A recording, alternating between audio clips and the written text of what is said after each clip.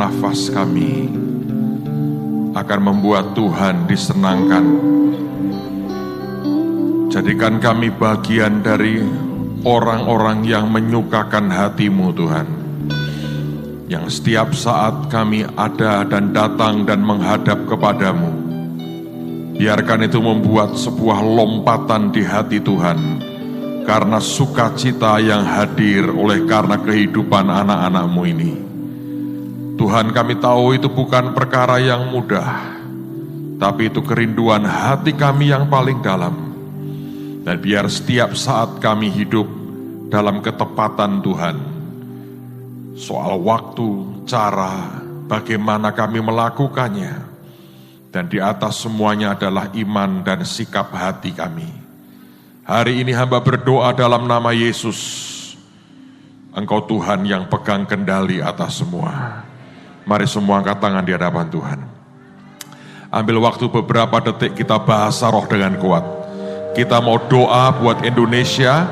Anda tahu besok ada demo buruh. Kita mau kendalikan semuanya aman dalam nama Yesus. Ya rasikana mata karala mata kaya hasukuno mata kaya ramata kala mata kanama. Misi sukarana kaya rahasa kaya namata kala namata koya namaka. Imita santa karahata kaya nakata kula nama santa kala namata ku. Ina rata segere ke patuka lata santa korina makalata. Urus sikene kata sona kiana mate karahatu kalakatu. Yukari segere kita kiara pata santa karala mata konama. Mikita kasakaya holata karumuta santa rekata. Nah kata sakara pata sikarana mata. Gere kara sikarorata. Yana sata kara pata kara la pata kara la balaba. Yana ralaba sata kara la la la la. Di dalam nama Yesus kami berkata Jakarta dan Indonesia dalam kendali tangan Tuhan. Tidak ada upaya manusia yang bukan dari Tuhan yang boleh terjadi dan berhasil. Kami berkata bangsa ini dalam tangan Tuhan Yesus. Maka semua yang bukan kehendak Tuhan yang sempurna gagal dan dibatalkan.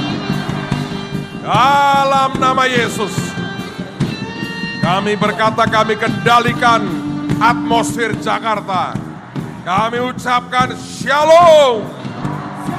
Damai Tuhan yang ajaib menguasai kota ini. Dalam nama Yesus.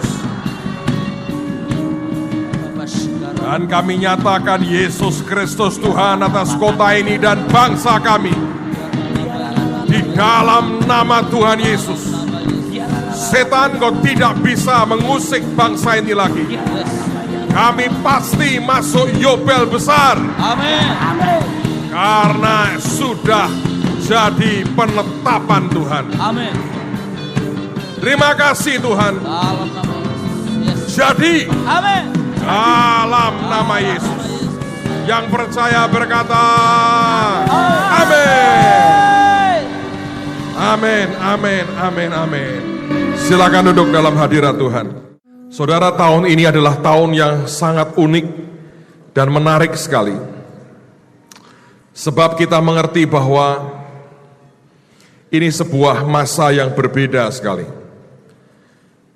Tahun ini ada banyak hal yang kita lewati. Indonesia genap 70 tahun. Kalau Anda membaca di Alkitab, pembuangan di Babel itu berakhir setelah 70 tahun. Dan kita percaya kita keluar dari semua kebingungan dan kekacauan. Karena Babel itu artinya kebingungan dan kekacauan. Dan kita percaya bangsa ini akan dipimpin dengan tangan yang terangkat ke atas. Dan Tuhan yang memerintah dengan sempurna. Yang percaya katakan amin. Tapi kita juga akan segera memasuki Yobel besar buat Indonesia dan buat dunia. Saudara, tahun 65 saya mau ulang lagi. Ada sebuah peristiwa yang membuat 3 juta orang mati dan nyaris sia-sia. Dan tahun ini adalah genap 50 tahun setelah peristiwa yang mengerikan itu. Dan tepat 1 Oktober nanti adalah Yobel Besar Indonesia.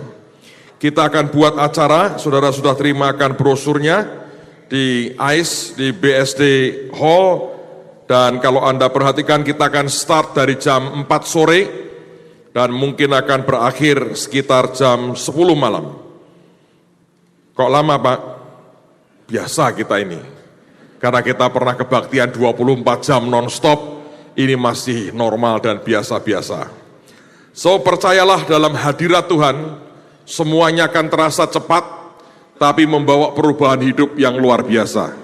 Anda tidak boleh lupakan ini. Nah, berkaitan dengan itu, kita ingin mengundang semua suku-suku di Indonesia ini, dan di Jawa ada beberapa yang kita belum punya teman yang terwakili.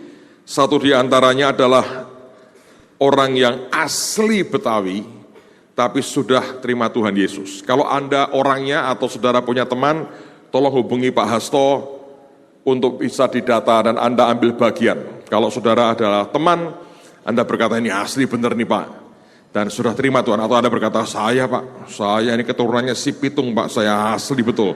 Nah, Anda boleh daftar kepada Pak Hasto karena kita butuh untuk jadi perwakilan. Nah, saudara sekalian, hal yang berikutnya saya mau sampaikan begini. Ini ada sesuatu yang menurut saya sangat profetik sekali, terutama buat bangsa kita dan buat kita. Hari-hari ini orang Yahudi sedang merayakan satu periode yang namanya Tesufah. Tesufah itu artinya the return, kembali. Nah, apa itu Tesufah? Kalau Anda membaca di Alkitab, ada 2 pemberontakan besar orang Israel ketika mereka dipimpin oleh Musa keluar dari tanah Mesir. Yang pertama adalah pada waktu mereka menyembah anak lembu emas, patung dalam bentuk anak lembu, yang dibuat dari emas. Dan Tuhan marah sekali. Yang kedua yang paling parah adalah ketika 12 pengintai diperintahkan masuk tanah Kanaan, hanya 2 yang memberitakan kabar baik, yang 10 memberitakan kabar busuk. Ketidakpercayaan mereka dan kemudian kebusukan yang mereka tularkan itu membuat Tuhan murka luar biasa. Nah, sejak itulah maka mereka sebetulnya selama sekian waktu mengadakan yang namanya Tesufah. Idenya adalah mereka bertobat, mereka kembali ke Tuhan, dan itu puncaknya nanti pada waktu mereka merayakan Yom Kippur. Saudara sekalian, Tesufah juga artinya segala sesuatu itu dikembalikan pada posisi semula. Kalau itu mobil dibawa ke bengkel, di-tune up kembali. Semua di-setel ulang sampai kepada seperti baru kembali. Itulah Tesufah sebetulnya. Dasarnya adalah kita bertobat, kita berbalik, dan kemudian Tuhan akan menata lagi hidup kita sedemikian rupa. Semua yang sudah goyang, yang sudah goyah, dikembalikan, dikuatkan kembali, sehingga terjadi pemulihan yang luar biasa. Nah, apa yang menarik dari Tesufah ini? Tahun ini Tesufah itu dimulai tanggal 17 Agustus 2015, pada waktu matahari terbenam. Dimulainya 17 Agustus. Di hari kita merayakan kemerdekaan kita, tahun ini Tesufah dimulai. Puncaknya adalah, ini ajaib sekali, tanggal 24 September 2015. Dan tanggal itu buat Anda kalian dan Anda yang mewakili semua kita, saudara kita akan tiba semua dari pagi, akan tiba di Israel. Dan malam itu kita akan buat ibadah pertama, dan itu akan merupakan ibadah puncak daripada Tesufah. Dan itu Tuhan berikan buat kita. Maka saya percaya ini sebuah periode yang sangat profetis sekali. Karena kita orang Indonesia, Dan 17 Agustus kita memperingati kemerdekaan Indonesia, dan kemudian puncaknya di 24 September, dan kita akan buat sebuah ibadah pada hari itu, dan saya percaya itu merupakan sesuatu yang profetis sekali. Nanti pada waktu kita selesai, saya akan minta saudara untuk tulis sebetulnya apa yang Anda rindukan dari Tuhan supaya Tuhan memulihkan kehidupanmu. Anda tulis dengan terperinci. Sebab ini yang akan saya kerjakan dan kita semua akan kerjakan. Saudara, itu permohonan doa itu akan kita hadapkan ke Tuhan. Saya berpikir minimal tanggal 24 itu kita akan menyembah Tuhan sama-sama. Dan tentu hanya sebagian dari kita yang berangkat, tapi kemudian yang lain saya berkata Anda tulis dalam kertas apa yang menjadi kerinduan hatimu yang paling dalam. Mengingat kemudian pada minggu berikutnya adalah Yobel Besar Indonesia. Segala sesuatu sedang terjadi. Saudara sekalian, para ekonom dan para pemimpin dunia sebetulnya sedang menanti apa yang bakal terjadi dalam 1-2 bulan ini. Karena orang memperkirakan, yang pernah saya katakan, kita masuk tahun Shemitah, dan pada pertengahan September sebetulnya, orang memperkirakan akan terjadi sesuatu. Nah, oleh karena itu saya mau berkata demi kasih Tuhan, harapan dan andalan hidup kita, sandaran kita cuma satu, yaitu Yesus Kristus Tuhan dan bukan yang lain. Amen. So ini waktu yang paling baik, nanti Anda tulis apa yang paling Anda rindukan Tuhan pulihkan dalam kehidupan saudara. Dan kita akan angkat di hadapan Tuhan. Saya percaya akan membawa sebuah dampak yang luar biasa. Saya akan buat begitu rupa sehingga tidak terlalu memberatkan. Kita akan buat sehingga 1 koper cukup. Dan koper ini kita bawa kemana-mana sampai kita selesaikan segala sesuatunya. Dan tiap kali kita hadapkan ke Tuhan, dan mari percaya Tuhan dengar dan Tuhan bertindak buat kita. Yang percaya katakan amin. Nah saudara sekalian, sekarang saya mau ajak Anda membaca satu bagian dari firman Tuhan cukup panjang. Saya sebetulnya terima 6 poin pewahyuan dari Tuhan. Mungkin pada malam ini saya sampaikan 2, karena ini akan cukup panjang dan kita akan melakukan sesuatu. Kemudian saya akan juga nanti putar klip setelah saya selesaikan poin yang pertama, supaya saudara bisa mengerti apa yang sedang terjadi pada hari-hari ini. Saudara, kami baru kedatangan tamu, tapi beliau sudah pulang sekarang. John Evans ini datang ke Semarang sejak hari Jumat yang lalu kalau tidak salah. Sejak hari Jumat sampai dengan tadi beliau pergi ke Singapura. Pada hari Sabtunya, saya ngobrol dengan dia itu kira-kira 3 jam sampai 3 jam setengah. Saya ngomong dengan dia secara pribadi, atas permintaannya dia. Dia berkata pada saya, pastor saya minta ketemu dan kita ngomong pribadi. Saya tidak bisa cerita semua, tapi sebetulnya kita membahas 11 poin minimal. Dan itu poin kebenaran firman Tuhan. Dan 11 itu kita bahas dalam 3 jam setengah.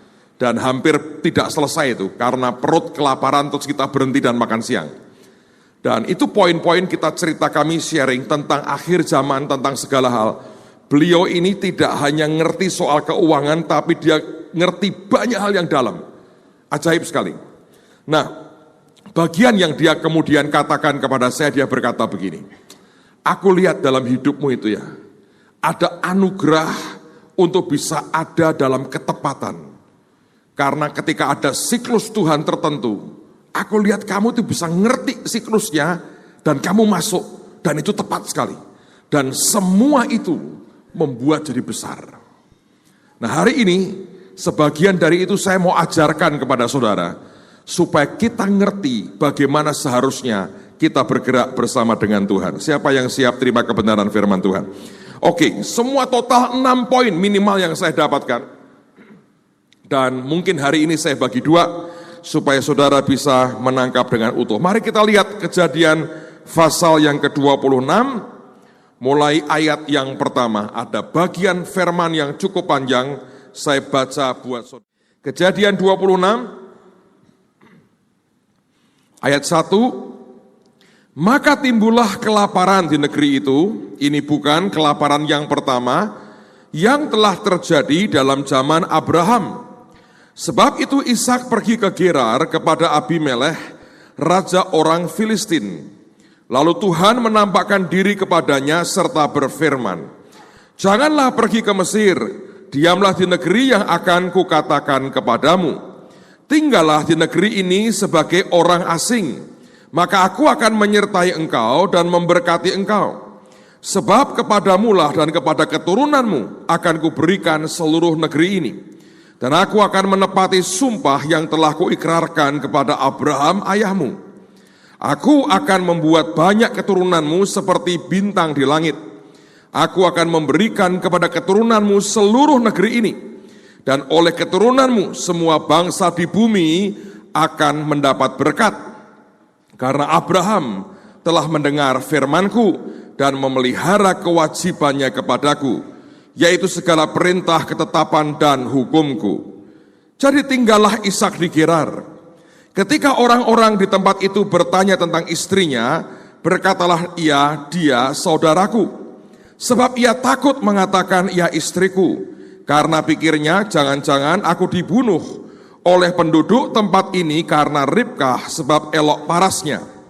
Setelah beberapa lama ia ada di sana, pada suatu kali menjenguklah Abimelekh, raja orang Filistin itu dari jendela. Maka dilihatnya Ishak sedang bercumbu-cumbuan dengan Ribkah istrinya. Lalu Abimelekh memanggil Ishak dan berkata, sesungguhnya dia istrimu, masakan engkau berkata dia saudaraku? Jawab Ishak kepadanya, karena pikirku jangan-jangan aku mati karena dia. Tetapi Abimelekh berkata, apakah juga yang telah kau perbuat ini terhadap kami? Mudah sekali terjadi, salah seorang dari bangsa ini tidur dengan istrimu, sehingga dengan demikian engkau mendatangkan kesalahan atas kami. Lalu Abimelekh memberi perintah kepada seluruh bangsa itu, siapa yang mengganggu orang ini atau istrinya, pastilah akan dihukum mati. Maka menaburlah Ishak di tanah itu, dan dalam tahun itu juga ia mendapat hasil 100 kali lipat, sebab ia diberkati Tuhan, dan orang itu menjadi kaya, bahkan kian lama kian kaya, sehingga ia menjadi sangat kaya. Ia mempunyai kumpulan kambing domba dan lembu sapi, serta banyak anak buah, sehingga orang Filistin itu cemburu kepadanya. Segala sumur yang digali dalam zaman Abraham ayahnya oleh hamba-hamba ayahnya itu telah ditutup oleh orang Filistin dan ditimbun dengan tanah. Lalu kata Abimelekh kepada Ishak, pergilah dari tengah-tengah kami sebab engkau telah menjadi jauh lebih berkuasa daripada kami. Jadi pergilah Ishak dari situ dan berkemahlah ia di lembah Gerar. Dan ia menetap di situ. Kemudian Ishak menggali kembali sumur-sumur yang digali dalam zaman Abraham ayahnya dan yang telah ditutup oleh orang Filistin sesudah Abraham mati. Disebutkannya lah nama sumur-sumur itu menurut nama-nama yang telah diberikan oleh ayahnya. Ketika hamba-hamba Ishak menggali di lembah itu, mereka mendapati di situ mata air yang berbual-bual airnya. Lalu bertengkarlah para gembala Gerar dengan para gembala Ishak. Kata mereka, air ini kepunyaan kami. Dan Ishak menamai sumur itu Esek, karena mereka bertengkar dengan dia di sana. Kemudian mereka menggali sumur lain, dan mereka bertengkar juga tentang itu. Maka Ishak menamai sumur itu Sitna. Ia pindah dari situ dan menggali sumur yang lain lagi. Tetapi tentang sumur ini mereka tidak bertengkar. Sumur ini dinamainya Rehobot. Dan ia berkata, sekarang Tuhan telah memberikan kelonggaran kepada kita, sehingga kita dapat beranak cucu di negeri ini. Dari situ ia pergi ke Beersheba. Lalu pada malam itu Tuhan menampakkan diri kepadanya, serta berfirman, akulah Allahmu, Allah ayahmu Abraham. Janganlah takut, sebab aku menyertai engkau. Aku akan memberkati engkau dan membuat banyak keturunanmu, karena Abraham hambaku itu. Sesudah itu Ishak mendirikan mezbah di situ dan memanggil nama Tuhan. Ia memasang kemahnya di situ, lalu hamba-hambanya menggali sumur di situ. Datanglah Abimelekh dari Gerar mendapatkannya, bersama-sama dengan Ahuzat sahabatnya, dan Pikol kepala pasukannya.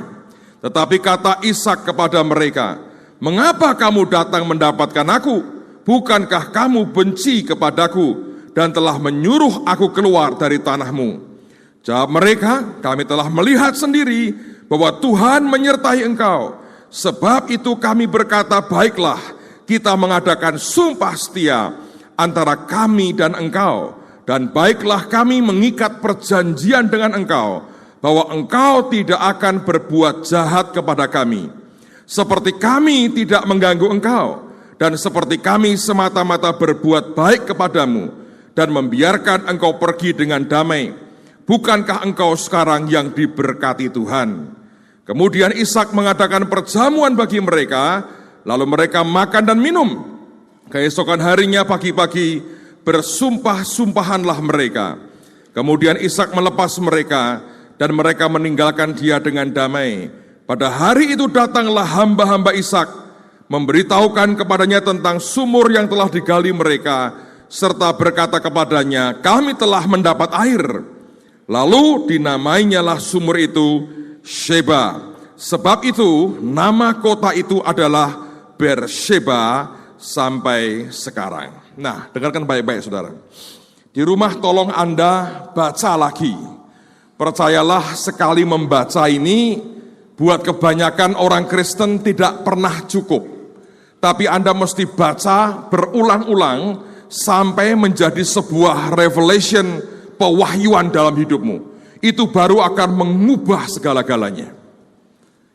Saudara, saya pernah cerita, apa sih hebatnya sebuah pewahyuan? Dalam hidup saya ini ada beberapa tahapan yang saya lewati. Dan sebetulnya semua orang Kristen melewati akan tahapan yang sama. Saya ingat pada waktu itu, saya masih kuliah, dan ada persekutuan doa di rumah calon istri saya, rumah calon mertua saya. Tapi karena saya harus kuliah, saya tidak bisa ikut persekutuan di situ, karena saya malam baru pulang. Begitu kuliah selesai, saya langsung dengan motor saya menuju ke tempat itu. Yang khotbah adalah seorang hamba Tuhan. Maaf sampai hari ini saya sudah lupa namanya siapa, wajahnya seperti apa juga sudah lupa. Maklum sudah sekian puluh tahun yang lalu. Yang menarik adalah ketika sampai di sana, ini hamba Tuhan lagi mau keluar, mau pulang. Lalu saya sapa dia, kami kenalan, ngobrol sebentar, dan setelah itu dia berkata begini, aku punya buku bagus, aku mau kasih buat kamu. Dia ambil dari tasnya satu buku, dan dia berikan kepada saya. Waktu saya baca, tulisannya leadership, judulnya. Artinya ini buku tentang kepemimpinan. Dan waktu di bawahnya saya lihat lagi siapa sih penulisnya. Dan tertulis nama Charles Nieman. Yang sampai hari ini kami berhubungan cukup dekat. Malam itu karena nggak terlalu tebal, saya baca seluruh buku itu.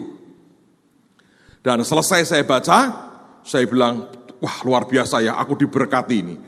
Nah saudara sekalian, bertahun-tahun kemudian, saya punya kesempatan suatu hari, saya mengunjungi sekolah Alkitab milik seorang hamba Tuhan.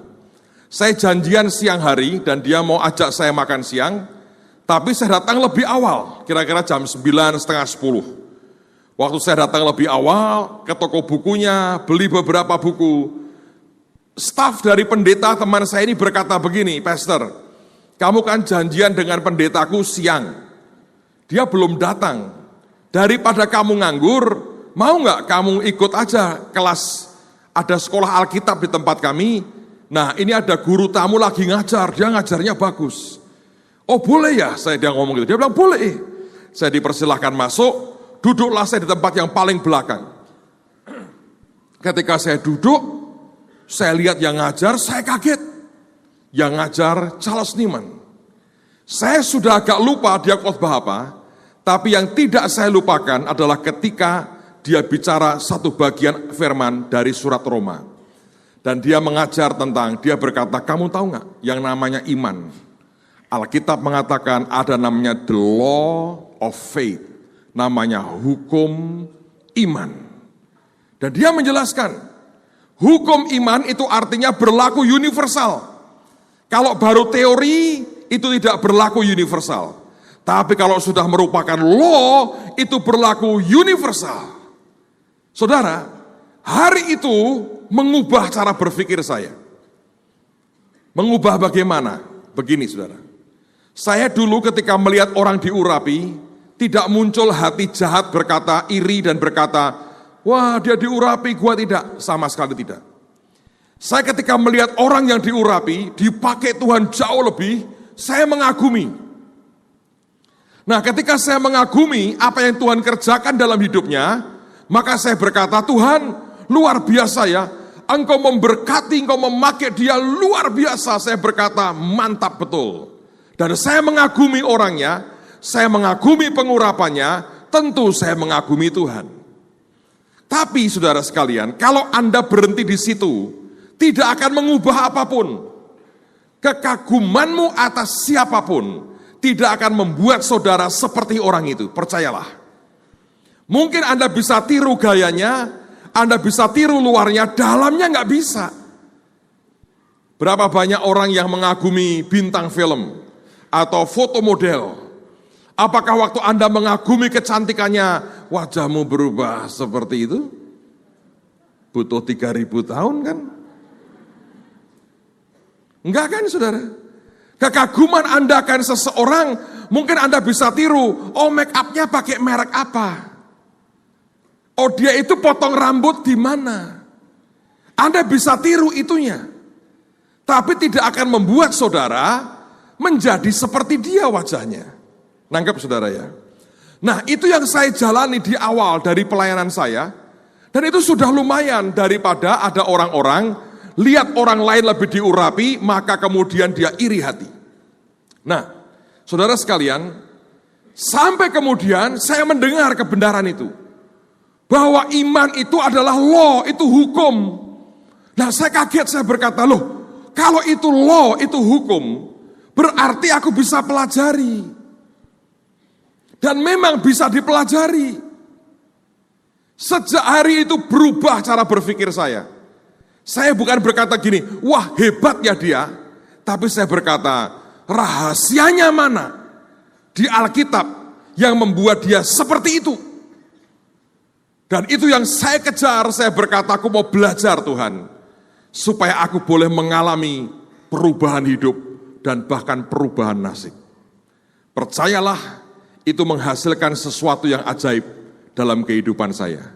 So mulai hari ini, jangan kagumi yang lain, kagumi Tuhan kita. Anda melihat sesuatu yang luar biasa, Anda mulai kejar dalam hidupmu ke Roh Kudus. Anda berkata, Tuhan Roh Kudus ajari aku. Dia pakai prinsip apa? Sampai bisa mencapai yang seperti itu. Kalau Anda bisa mengerjakan, Anda pegang dalam hidupmu, Anda akan jadi orang-orang yang luar biasa.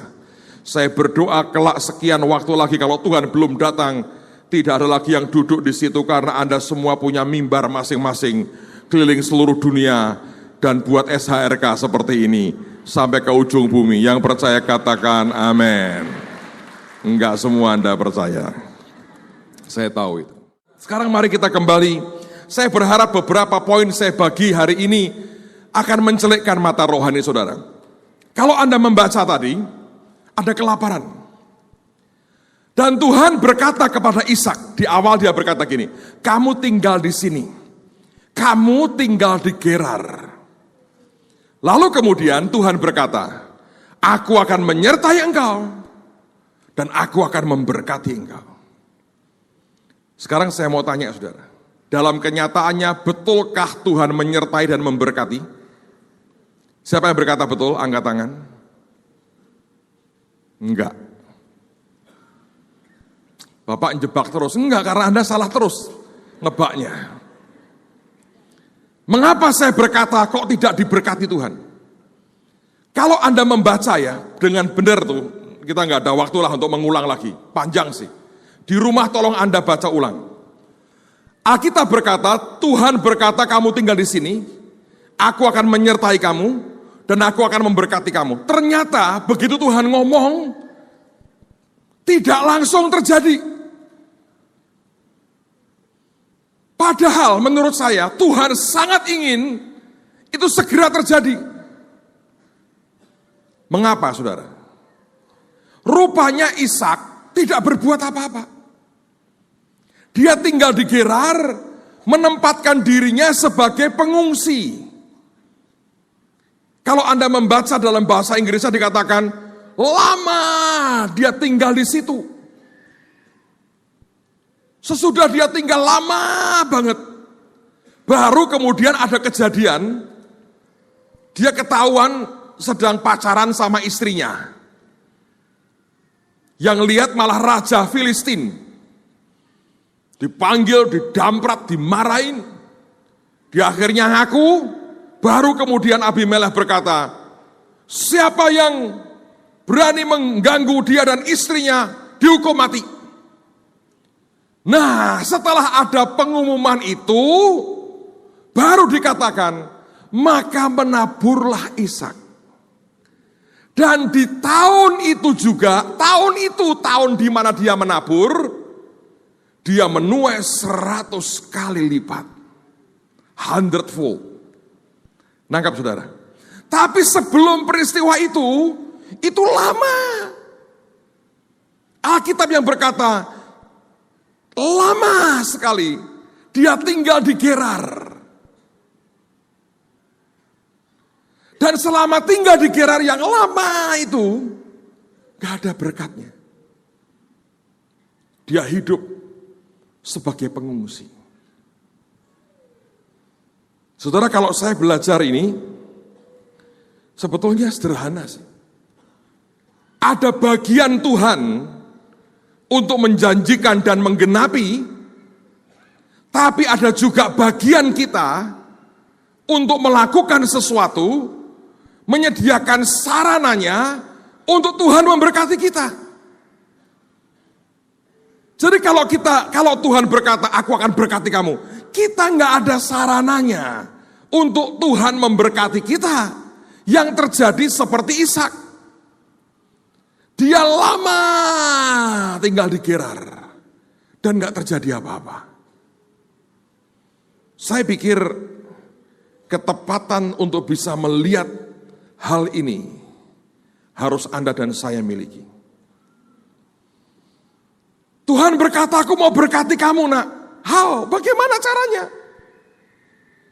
Istilahnya nggak ada paritnya, nggak ada tempat nampungnya. Nggak ada. Dan banyak orang berkata, loh berkati saja dong Tuhan. Dengerin saudara. Bahkan sejak manusia belum jatuh ke dalam dosa, Tuhan sudah berkata kepada manusia soal Taman Eden, dia harus mengusahakan dan memeliharanya. Tuhan tidak pernah berkata, so nikmati hidupmu Adam. Nggak usah kerja apa-apa, nikmati. Itu bahkan sebelum manusia jatuh dalam dosa, Tuhan tidak bicara begitu. Manusia ditaruh di Taman Eden untuk mereka mengusahakan dan memelihara taman itu. Bagaimana kita membandingkan dengan kondisi setelah dunia tercemar karena dosa, orang masih berkata, ya saya pokoknya begini aja, dia mau berkati silahkan dia berkati, mana bisa? Bagaimana mungkin Yesus berkata, Bapakku bekerja sampai dengan hari ini, karena itu pun aku bekerja, maka kamu nganggur saja. Gimana?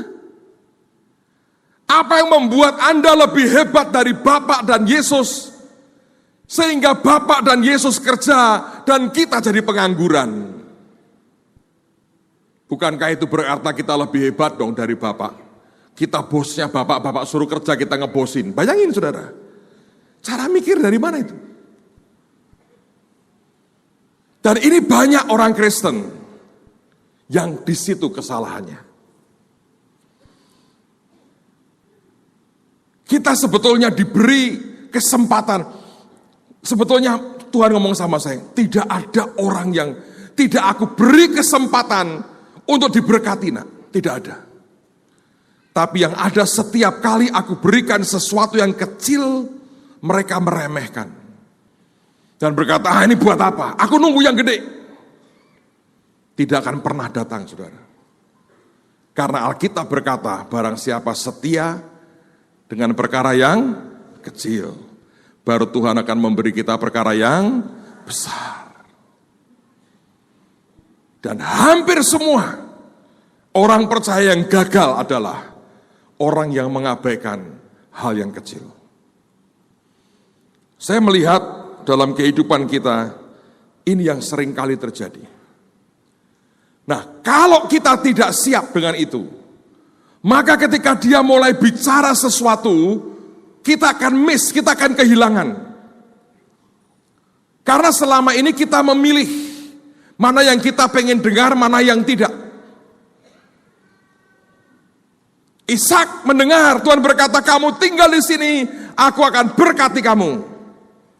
Kalau Anda membaca di Alkitab, dia mendapatkan hasil tahun itu juga 100 kali lipat setelah dia mulai melakukan bagiannya.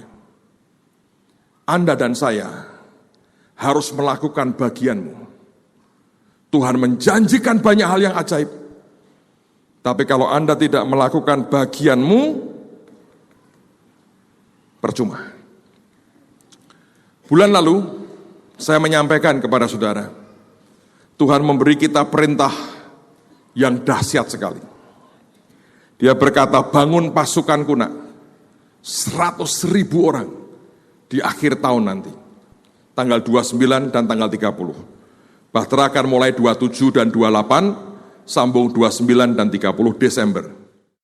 Saudara, pada waktu kami mendengar itu, saya pernah ceritakan, tidak ada yang mengeluh. Dan saya mengerti, dibuat di Semarang artinya kami yang secara fisik harus bekerja lebih banyak untuk menyiapkan segala sesuatunya. Saudara, kalau Anda hitung ya,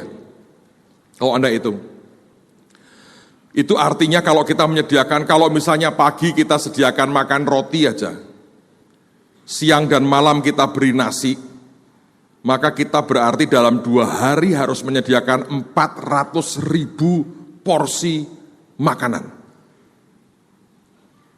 Beberapa orang usulnya aneh-aneh, supaya praktis. Pak, kasih roti aja Pak. Di Semarang itu ada roti namanya ganjel rel. Anda tahu rel kereta api itu? Diganjel, nah itu roti namanya ganjel rel.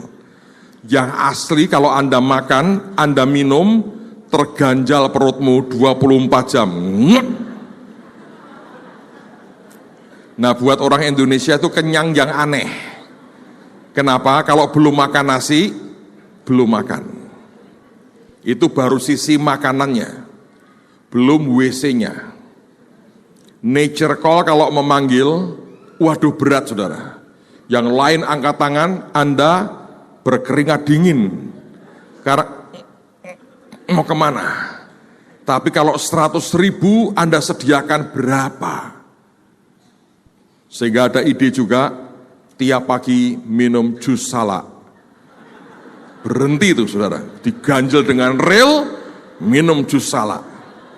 Itu namanya maksa banget saudara. Teorinya namanya begitu. Tapi itu bagian daripada struggle, perjuangan, pergumulan. Ya kita bit by bit kita atasi. Saya ingin berterima kasih sudah beberapa dari saudara bereaksi dengan luar biasa. Dan kami sudah terima beberapa persembahan yang ajaib. Sehingga buat peralatan-peralatannya semua sudah tercover. Dan kita akan beli beberapa peralatan yang akan membuat kita memungkinkan Anda akan makan nasi hangat yang luar biasa. Bukan asal-asalan saudara. Ini pestanya Tuhan. Kalau asal-asalan dan nasi basi kok rasanya kurang pantas. Tapi dia membuat itu jadi semuanya jadi possible. Nah saudara sekalian, saya memikirkan dengan berbagai cara, saya mulai runtut apa yang kita butuhkan.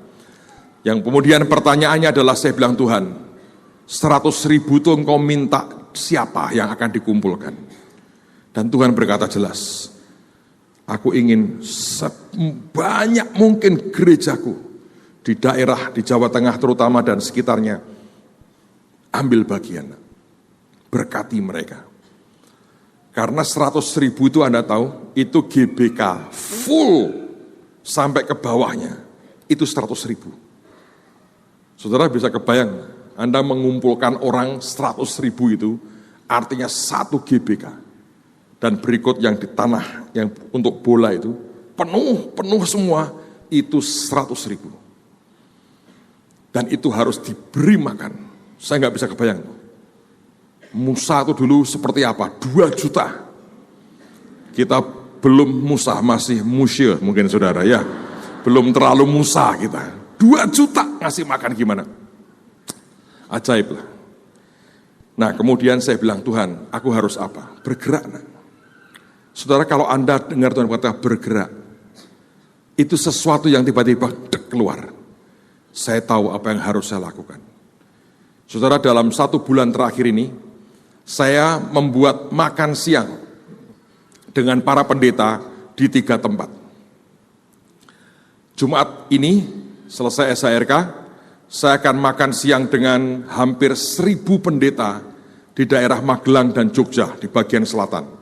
Minggu depannya ada kira-kira hampir 500 lagi di daerah Pekalongan dan sekitarnya. Lalu teman-teman dari JKI se-Jawa Tengah diundang oleh ketua sinode kami, supaya saya bisa ikut bicara dan share soal ini. Saya mau cerita dengan saudara, nanti saya akan tunjukkan klipnya buat Anda mungkin selesai saya bahas 2 poin, saya selesaikan dulu dan kemudian saya akan tunjukkan klipnya. Pertama kita buat di Solo, dan saya share dengan kira-kira 300 sekian, 700 sekian pendeta. Saya bagi dengan mereka, antusias sekali. Ada bekas guru sekolah minggu saya, sekarang jadi pendeta juga, sudah agak tua. Dia pengen ketemu saya, dia berapi-api, tapi saya sudah terlanjur harus balik. Dan saya melihat ada hal yang luar biasa. Terus kemudian saya buat di Jepara, ratusan pendeta hadir. Dan mereka antusias. Mereka bilang, kami kirim orang Pak. Saya minta mereka buat komitmen dengan cara tulis nama, alamat yang jelas dan sebagainya. Dan kita akan coba approach mereka, hubungi mereka. Tapi sejujurnya yang paling membuat saya berdoa lebih banyak adalah waktu saya buat di Semarang. Anda tahu perkataan Yesus, Nabi dihormati di mana-mana, kecuali di kampung halamannya sendiri. Ya toh? Tetangga dekat itu paling sensi. Jauh aja sensi banget saudara. Apalagi yang dekat, iya toh? Tidak pernah ketemu aja ngelempari batu terus, apalagi yang dekat saudara. Sepelemparan batu kan kena terus kalau dia ngelempari. Jadi pada waktu itu saya bilang, Tuhan, ini seperti apa ini? Saya tanya dengan teman yang ngurus, kira-kira datang berapa? Oh nggak tahu Pak kalau itu. Nggak tahu. Kota lain kita bisa tahu kira-kira berapa karena mereka daftar. Yang ini enggak. Saya bilang, Tuhan aku tidak tahu ya, tapi aku hanya mengikuti apa yang kau perintahkan. Saudara bagaimanapun, ada bagian kita, ada tanggung jawab kita untuk melakukan. Dan sejujurnya saya kaget sekali. Dan hari itu ketika saya berangkat ke tempat restoran yang kami booking untuk mereka kumpul, saya diberitahu, Pak sudah 900 lebih yang datang. Dan itu mengagetkan saya saudara, 900. Saya bilang itu yang dikirim anak, bukan Pak, pendeta-pendeta itu ngumpul. Ini lebih dari 20 sinode, perwakilan sinode mereka hadir. Saya kaget saudara. Begitu saya ke sana, sudah ada teman-teman dari Polri yang datang, dari TNI juga ikut datang. Dan mereka mau dengerin saudara. Saya berdoa Tuhan aku mesti ngomong apa. Dan Tuhan berkata, bicara nak soal orang-orang muda. Dan hari itu saya diberi kesempatan untuk bicara. Dan mereka dengerin saudara. Saya melihat ada urapan Tuhan yang luar biasa. Dan begitu selesai, oleh panitia diundang perwakilan-perwakilan dari sinode dan kelompok-kelompok gereja yang terwakili pada waktu itu. Dan diminta 5 orang untuk maju ke depan. Dan semua menyatakan memberikan dukungan dan akan ambil bagian. Yang paling mengharukan adalah seorang gembala dari GPDI, saudara. Dia adalah pengurus wilayah Di bawah dia ada 1.500 gereja atau 1.500 pendeta yang di bawah dia. Dan beliau mengatakan apa yang disampaikan tadi itu memang betul. Secara pribadi kami mengalami seperti itu. Dan dia mau percaya akan ada kegerakan Tuhan yang luar biasa. Dan dia berjanji, saya akan beritahu 1.500 orang yang di bawah pengawasan saya di gereja kami di Jawa Tengah, supaya mereka ambil bagian. Saudara, sampai dengan hari ini, kami sudah terima komitmen kira-kira mungkin hampir 700 gereja yang sudah berkata kami akan ikut ambil bagian. Saya berpikir, saya berdoa, saya melihat bahwa ini kemungkinan kita akan bisa dapat komitmen antara 1.500 sampai 2.000 gereja yang akan hadir dan kumpul bersama-sama. Belum pernah dalam sejarah dibuat yang seperti ini. Tapi apa yang saya lihat sebetulnya? Saya melihat sebuah gelombang baru dari unity Tuhan yang luar biasa. Ini belum pernah terjadi. Yang mengagetkan saya, respon paling ajaib, paling konkret, itu ada di kota Semarang. Di tempat kami ada namanya BAMAK. Itu adalah badan persekutuan antar gereja, BAMAK. Dan itu diakui oleh pemerintah. Teman-teman dari BAMAK mendatangi saya. Dia berkata begini, Pak, pemerintah itu punya dana untuk setiap agama. Selama ini yang Kristen tidak pernah diambil, Pak. Hebat ya. Yang Kristen tidak pernah diambil. Wah, saya bilang, kamu kok luar biasa begitu? Karena kita nggak ada proyek, Pak.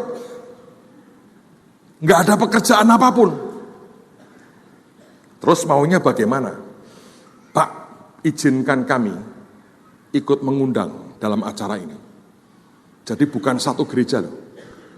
Persatuan gereja-gereja itu ambil bagian. Dan mereka berkata begini, kalau nanti dari kami, Pak, kita bisa ajukan duit itu pemerintah, nanti pemerintah ganti sebagian biayanya. Gereja belum pernah ya buat acara diganti pemerintah di Jawa ini.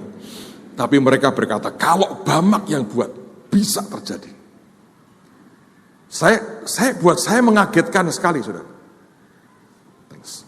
Karena selama ini kita mendengar orang lebih banyak berkata, sesat, setan, neraka, hantu, terus omongan gitu nggak habis.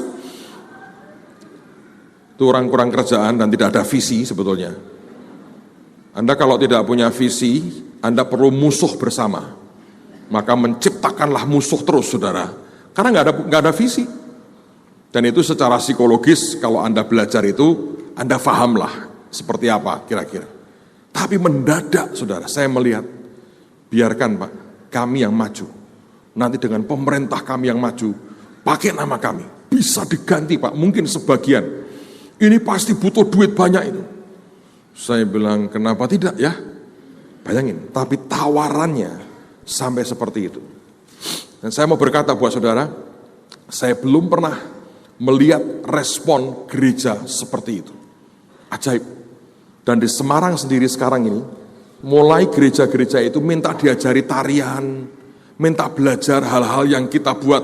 Saya bilang, gue pikir gue sesat. Enggak, apa itu?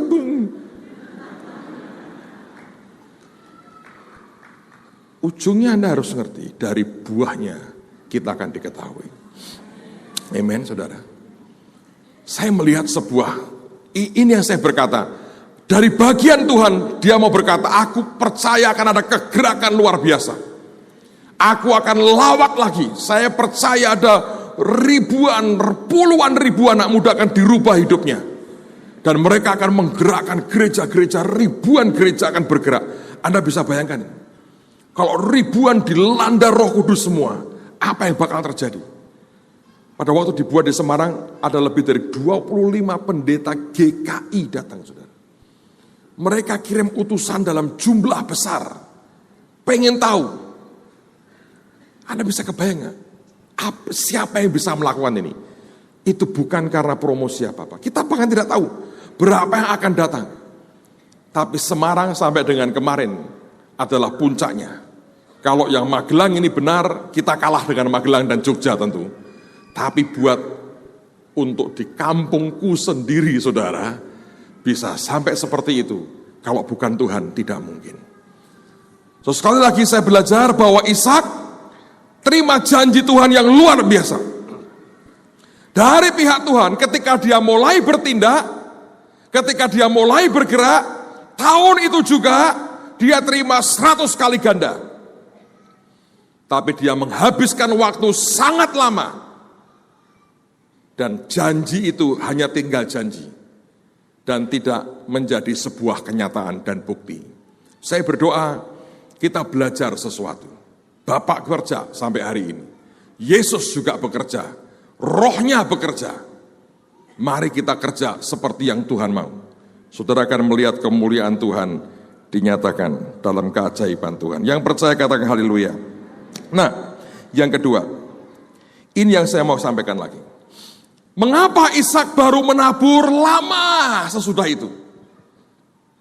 Aneh kan? Mengapa dia baru menabur lama sekali? Apa yang dia tunggu? Kalau Anda membaca, setelah Abimelekh mengatakan siapa yang mengganggu dia dan istrinya akan dihukum mati, baru dia nabur. Rupanya, dengarkan baik-baik. Selama ini Ishak tidak pernah merasa aman. Dia merasa aku tinggal di tanah orang. Kalau aku nabur, kalau aku diganggu bagaimana? Kalau aku kerja, kalau aku dirampok bagaimana? Bahkan mengakui istrinya sebagai istri saja, dia tidak mau. Dan kemudian tiba-tiba setelah peristiwa itu, Raja Filistin berkata, siapa mengganggu dia dan istrinya akan dihukum mati. Hatinya lega, dia berkata, tidak ada orang ganggu aku lagi sekarang. Terus dia apa? Nabur. Bagus nggak itu, saudara? Tidak. Kenapa? Sebab rasa amannya bukan karena Tuhan, tapi karena manusia. Kalau Anda membaca kisah itu berikutnya, setelah dia begitu kaya, Abimelekh mengusir dia dari tanahnya. Dan tanah yang sudah dia garap itu diambil oleh Abimelekh. Kalau proteksi kita, rasa aman kita bukan Tuhan, maka apapun yang namanya rasa aman itu akan mengambil sesuatu dari hidupmu. Kalau rasa amanmu karena uangmu, satu hari uangmu itu akan mengambil sesuatu dari hidupmu. Kalau rasa amanmu itu asuransimu itu akan mengambil sesuatu dari hidupmu. Kalau rasa amanmu itu Tuhan, dia tidak pernah ambil apapun dari saudara. Sebab dia sudah memiliki semuanya. Dan dia tidak butuh apapun. Amin, saudara. Dari mana rasa amanmu sebetulnya? Lama Ishak diam saja. Tuhan berkata, ayo do something. Aku mau berkati kamu, dia diam. Rupanya dia berkata, nanti kalau aku kerja dijahati orang-orang di sini, buat apa? Dan dia diam. Ketika Abimelekh memberikan akan jaminan rasa aman, dia baru mulai kerja. Tapi rasa aman yang seperti ini adalah rasa aman yang palsu. Dan kalau Anda membaca tadi, kenapa saya ajak Anda membaca seluruhnya? Karena setelah dia begitu kaya, Abimelekh ambil lagi tanahnya.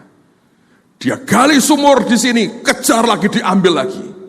Gali sumur lagi, kejar lagi, diambil lagi. Berkali-kali. Apapun yang bukan Tuhan, jangan dijadikan sebagai tempat proteksi buat hidupmu. Sekarang saya mau ngomong terus terang dengan saudara. Banyak orang tanya dengan saya, Pak, pegang uang apa sekarang? Yang paling aman uang monopoli, saudara. Ada yang berkata, kalau yang berbaris di dompet kita adalah Soekarno-Hatta, kita berkata merdeka. Tapi kalau masih Patimura, masih harus berjuang, katanya.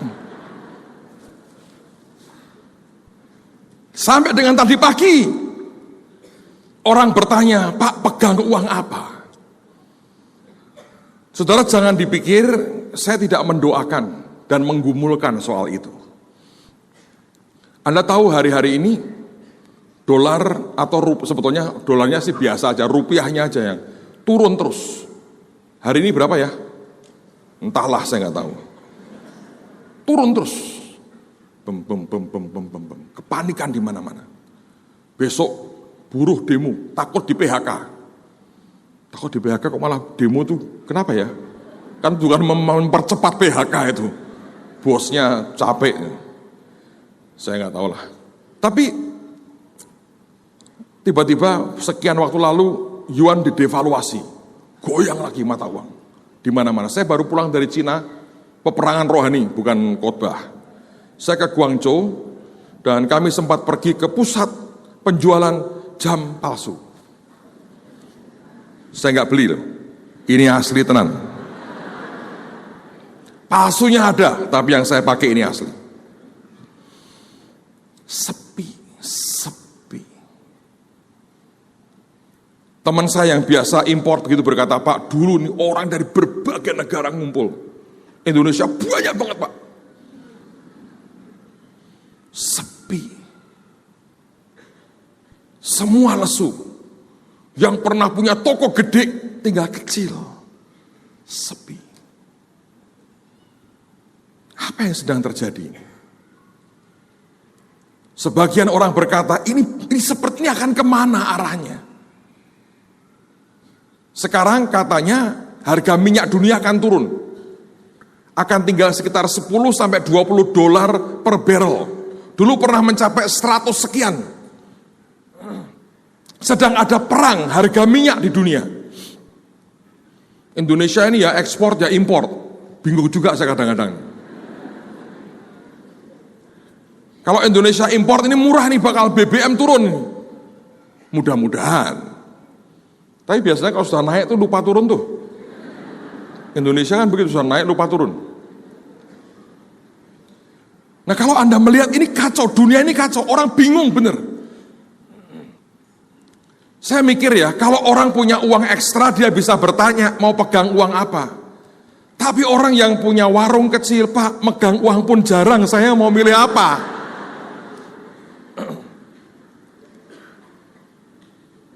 Kemarin kita bergurau, John Evans ini bergurau mungkin serius.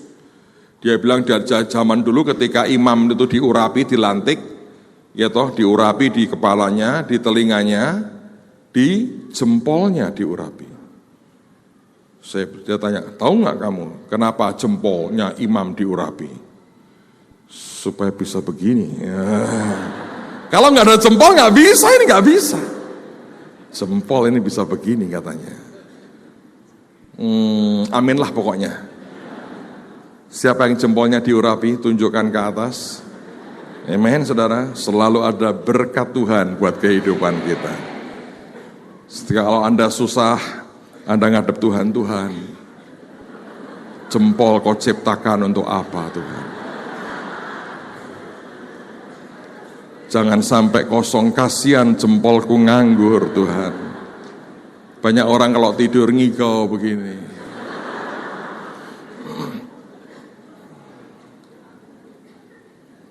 John Evans ini bawa cucunya, diajari narik duit oleh Pak Sugi. Katanya jen, lai, katanya begitu saudara. Dia tirukan dengan sangat jelek saudara, karena suaranya cempleng. Saya bilang, yang datang uang receh nih kalau suaranya begini, kurang mantap. Well anyway, tapi di dunia. Saya mendoakan, saya sudah pernah ngomong ke jemaat, saya satu hari akan kumpulkan bahas. Tapi Anda boleh tanya beberapa teman yang saya seringkali ajak diskusi, ini kemana nih arahnya? Kita doa, saya doa, Tuhan diem. Saya nggak berani. Kalau ada hamba Tuhan itu pernah ngajar, tentang tahun Shemitah itu bisa jadi sekitar September ini. Saudara, kapan hari IMF mau mengumumkan bahwa mata uang yuan akan boleh dipakai untuk perdagangan internasional? Dan itu efeknya, dolar akan jatuh. Karena permintaan dolar sudah makin berkurang, ya kan? Ganti uang yuan Cina. Tiba-tiba batal. Katanya Cina marah. Tahu Anda kalau Cina marah itu? Film kungfu. Cina marah. Yuan didevaluasi, goncang semua. Rupiah ikut goncang. Kita suka dangdut soalnya goyang-goyang suka. Terus mau kemana? Saya misalnya berkata, pegang mata uang ini. Anda berkata, Pak, pati murah pun gak kepegang. Mau gimana? Sampai saudara, kejadian kemarin. Brother John khotbah waktu sore, dia bicara soal urapan 100 kali ganda. Setiap kali dia khotbah, setiap kali hamba Tuhan khotbah, sebetulnya saya ini berdoa, Tuhan ajari aku sesuatu. Dan tiba-tiba Tuhan ngomong sesuatu. Saya mau sampaikan kepada Anda hari ini, perhatikan baik-baik saudara.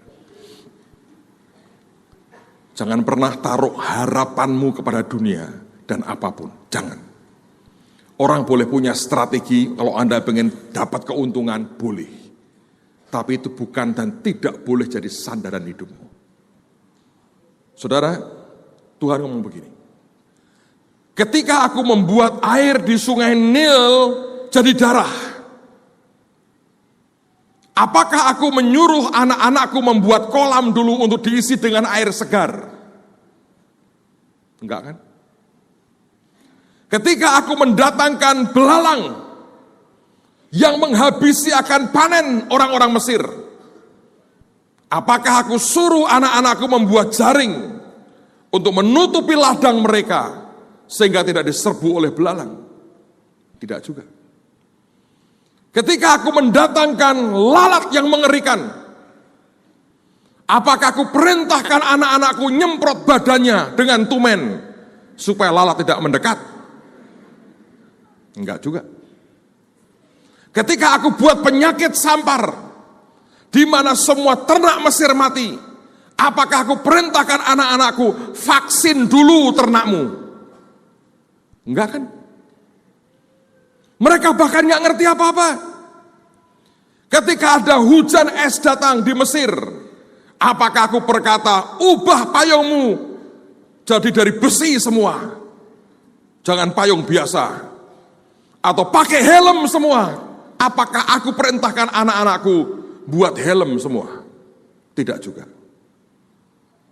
Cuma satu, sebelum malaikat mau datang, aku cuma minta mereka taruh tanda darah di ambang pintu mereka.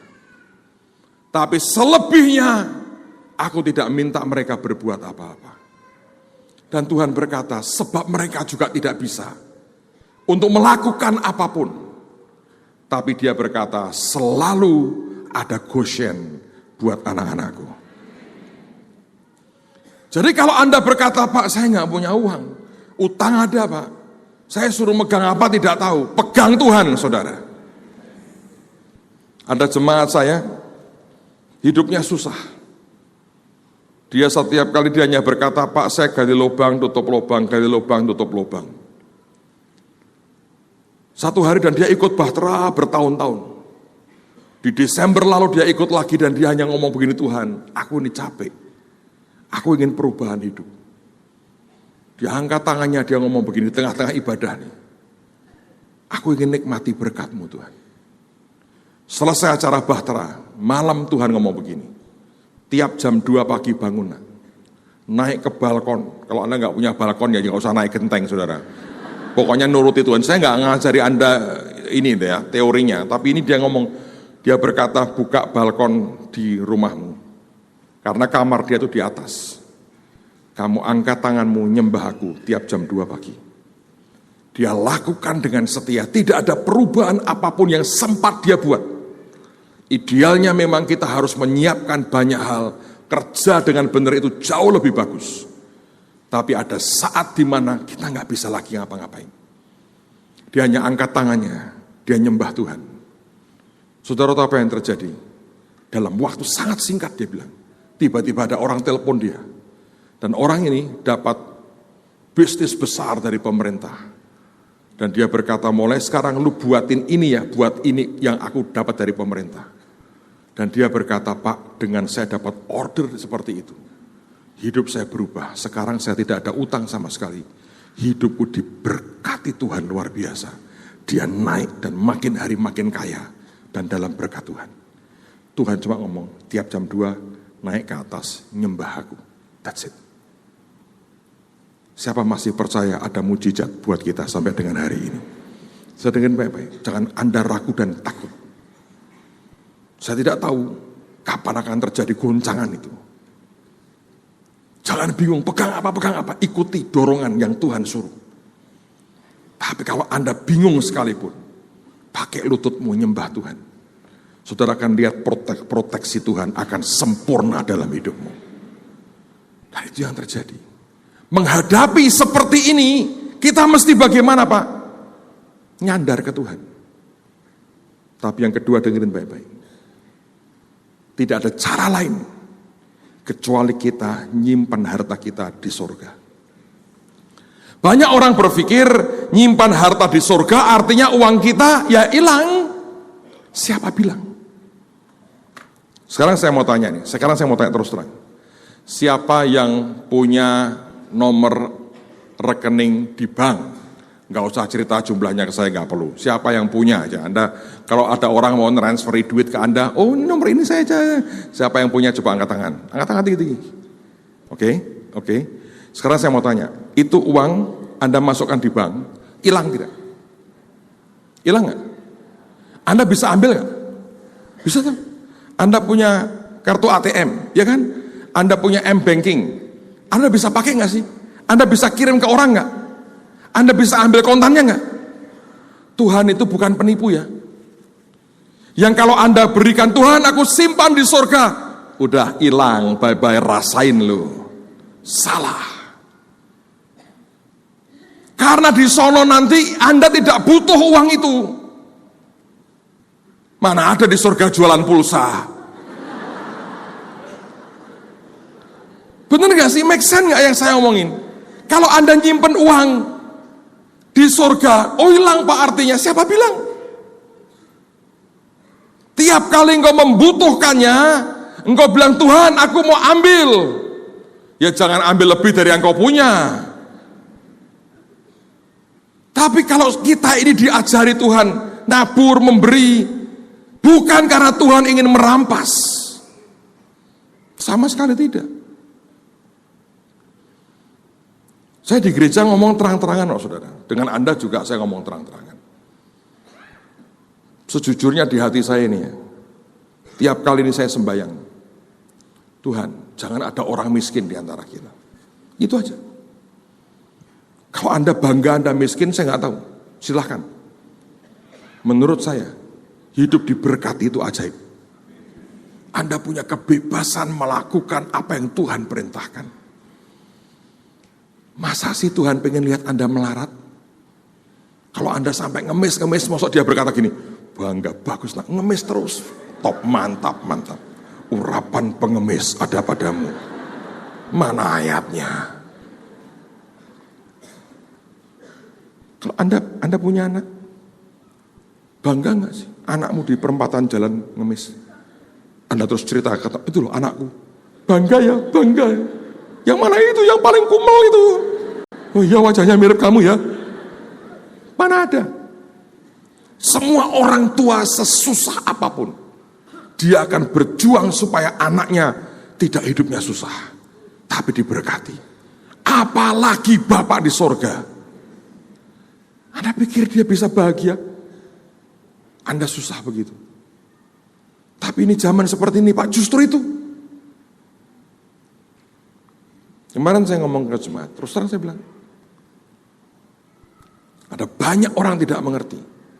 Hati Bapak itu tidak seperti itu. Dulu saya pertama kali kaget dengar pengajarannya John Evans ini, bukan langsung dari dia loh, dari seorang pendeta teman saya. Dia ngomong gini, Pak Petrus, Yesus ternyata tidak melarat. Saya bilang, siapa bilang? Saya bilang, susah juga tuh. Dulu dalam bayangan saya, Yesus itu ketua partai Kaipang. pakai tongkat sakti begitu kan, jalan dengan diiringi 12 muridnya. Setiap langkahnya ada tenaga dalamnya, dung, dung, dung. Ketua partai Kaepang, ada musik di belakang, bang, bang, bang, bang, bang, gitu saudara. Saya pikir begitu. Terus minta duit sana, minta duit sini untuk makan. Dia berkata, saya dikhotbahi teman saya, dia berkata, tidak. Saya bilang, dari mana buktinya? Banyak. Tuhan itu katanya, lahir raja, yang ngunjungi bukan Bu RT di Bethlehem, orang Majus. Saya baru tahu dari teman saya pendeta Iran, saudara. Salah satu mereka percaya orang Majus itu orang Iran. Dan itu adalah utusan pribadi raja sebetulnya. Itu bukan dukun klenik yang bukan saudara, ngawur tuh. Orang Majus itu dukun Pak, ngawur tuh. Itu ahli perbintangan, sekarang itu istilahnya direktur NASA itu loh saudara.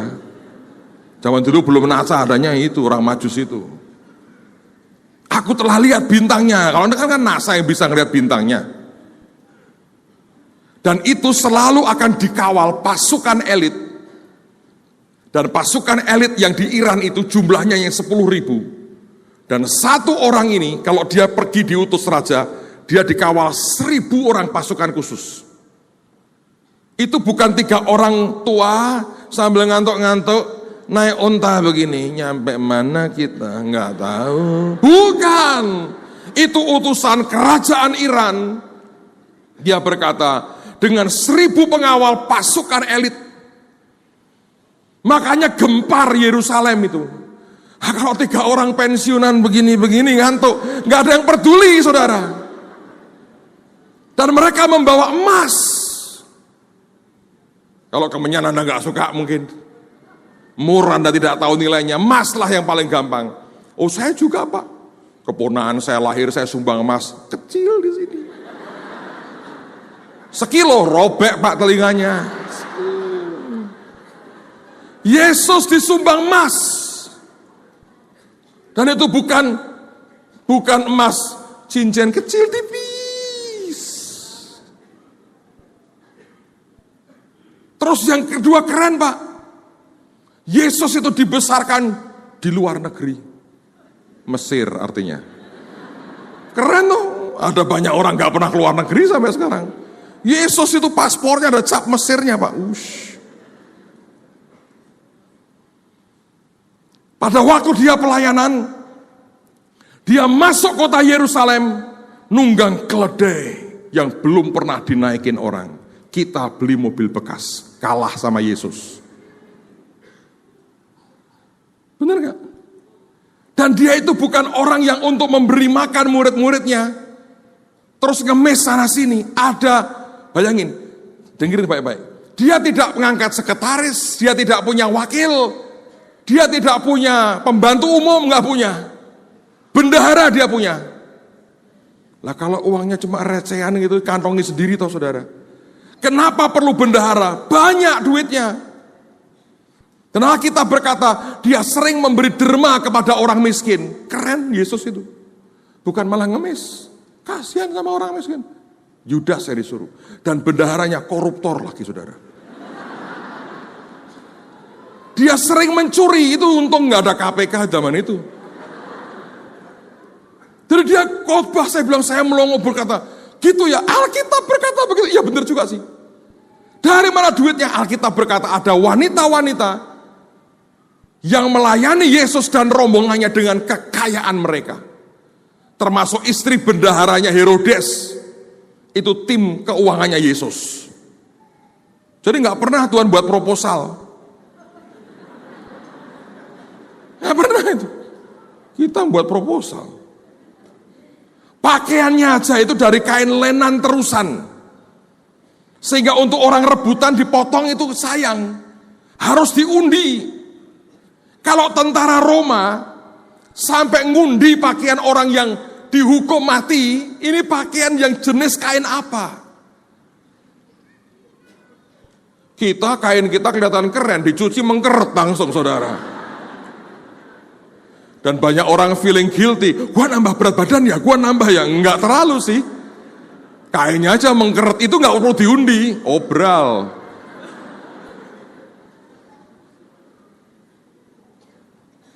Saudara bisa ngerti ya sih? Yesus mati aja keren. Dibalsam. Pinjam kubur 3 hari aja, kubur baru. Kita kasur aja bekas. Miliknya om dan oma, bayangin saudara. Tidak berarti bahwa Tuhan hidup bermewah-mewah. Oh, enggak. Tapi dia enggak seperti yang Anda dan saya pikir. Why? Coba lihat 1 hari ditagih bayar pajak bait Allah. Tenang tuh, enggak bingung. Terus panik. Waduh, tukang pajak datang. Seperti hari ini panik. Dipanggil nih tukang pajak. Yesus pernah dipanggil sama tukang pajak. Lu kagak bayar, dia berkata. Harusnya lu yang tagih orang asing.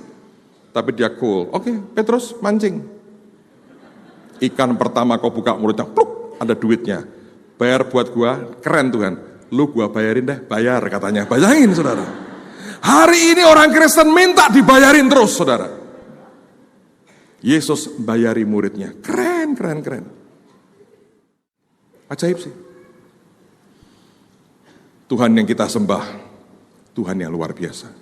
Jadi Anda mau simpan di mana? Pakai betul untuk sesuatu yang menyukakan hati Tuhan. Nanti Anda akan lihat, Tuhan akan memberkati hidupmu dengan luar biasa. Saya mau ajak Anda lihat klip pertemuan makan siang dengan hamba-hamba Tuhan. Lalu kita akan buat sesuatu. Anda tolong sambil Anda lihat, tolong tulis sebetulnya apa yang engkau ingin Tuhan pulihkan. Saya mau bawa itu ke Israel. Dan make sure kita akan doakan di sana. Silahkan tolong putar klipnya. Terima kasih.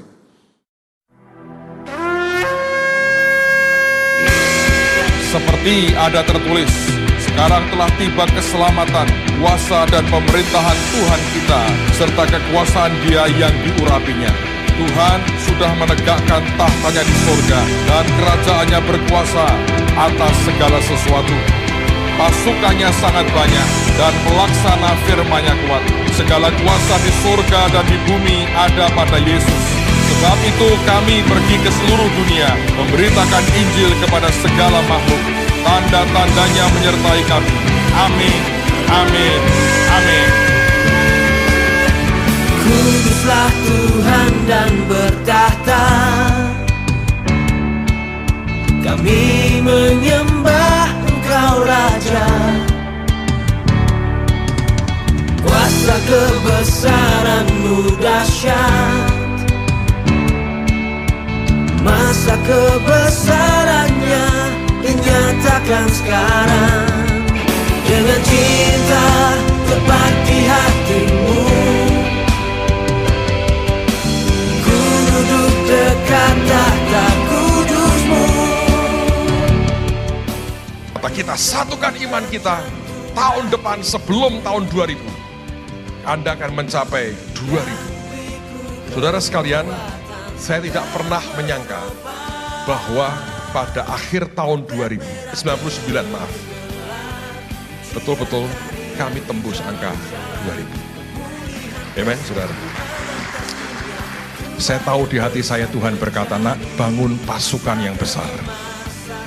Dan ini saya mengerti bukan hanya buat gereja lokal, karena kami sedang terus bangun sampai hari ini. Kehendakmu jadi hosana bagi Raja.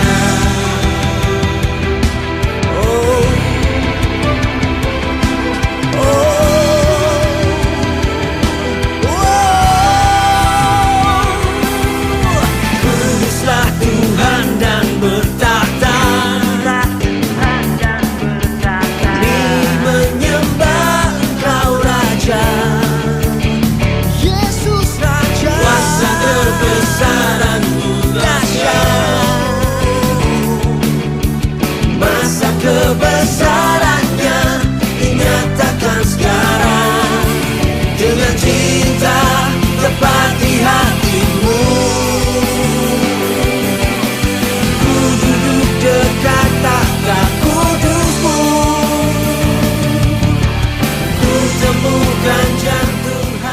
tidak ada orang-orang yang punya hati yang berkata, aku memiliki orang-orang muda ini. Sesuatu yang sudah kita berkata, hilang-hilanglah, gak apa-apa. Pasti hilang. Sebuah kegerakan rohani itu yang menghasilkan orang-orang yang militan, bukan program. Kalau kita mau bertanding program dengan dunia, tidak mungkin menang, saudara. Sebab mereka pakai semua resources dunia yang luar biasa. Sedang kita masih hitung-hitungan, ngomboi berapa lagi untuk anak-anak muda kita. Saya merasa bahwa apa yang disampaikan oleh hambanya tadi membangkitkan kami kembali. Saya sadar bahwa mungkin itu di dalam penggembalaan saya pribadi, saya jujur memang kondisinya seperti itu. Dan saya harapkan di tanggal 29-30 ini, secara khusus di dalam pengembalaan lokal kami akan terjadi satu kebangunan. Kami boleh dipercaya sekitar 1.500 hamba Tuhan untuk Jawa Tengah. Dan saya percaya pemudanya itu cukup banyak. Dan apa yang sudah saya terima saat ini, saya akan informasikan ke seluruh gereja GPDI Jawa Tengah untuk mendukung acara ini, karena ini sangat luar biasa. Dan saya ingin melihat ada satu kegerakan yang terjadi, dan saya yakin betul bahwa sesuai dengan nubuatan Yoel bahwa Tuhan akan curahkan Roh Kudus, di situ juga keterlibatan pemuda itu akan nyata. Sehingga kita secara pribadi bahkan secara sinode, saya mendukung sekali dan saya akan support, dan saya juga akan berdoa supaya rencana ini akan diberkati Tuhan.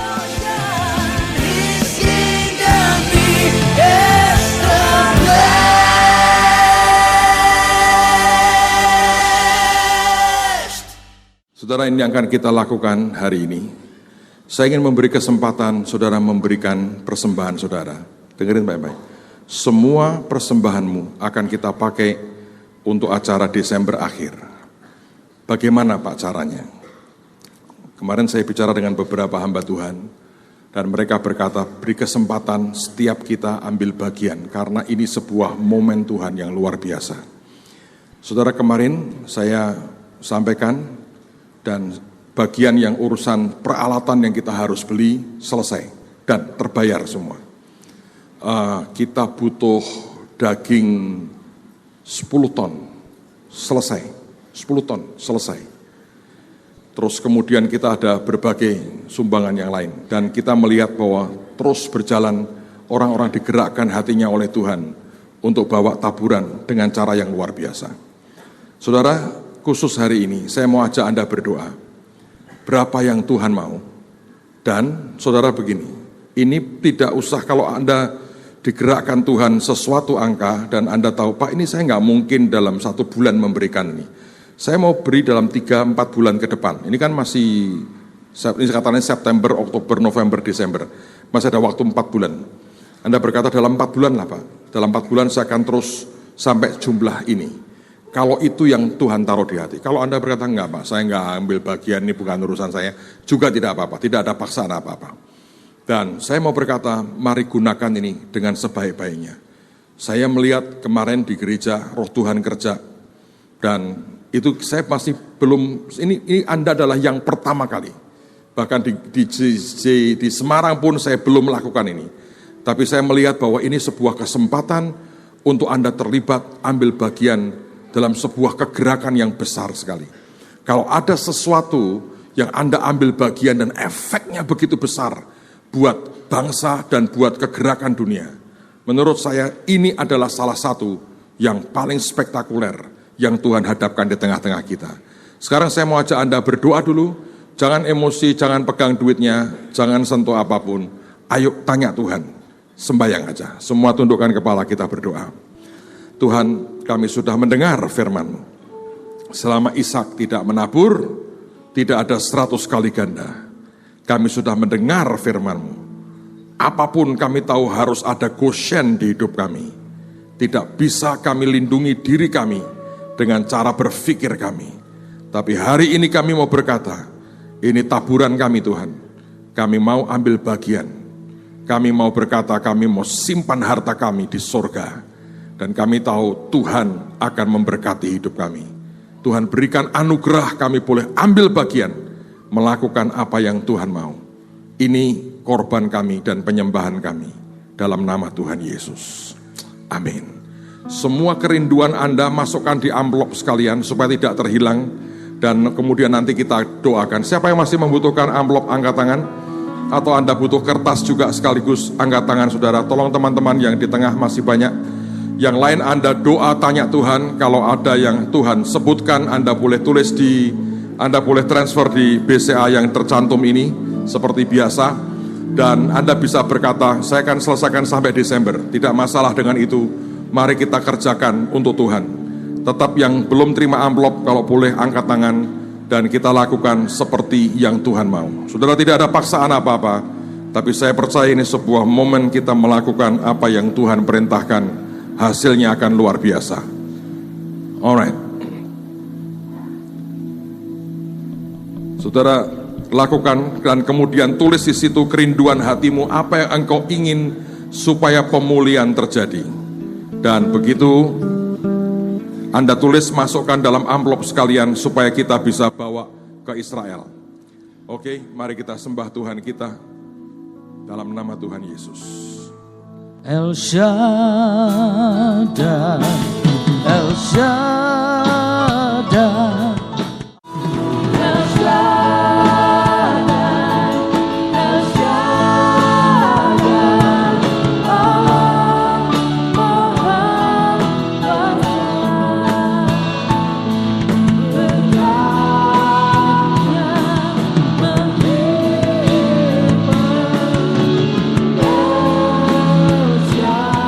berkatnya katakan berkatnya,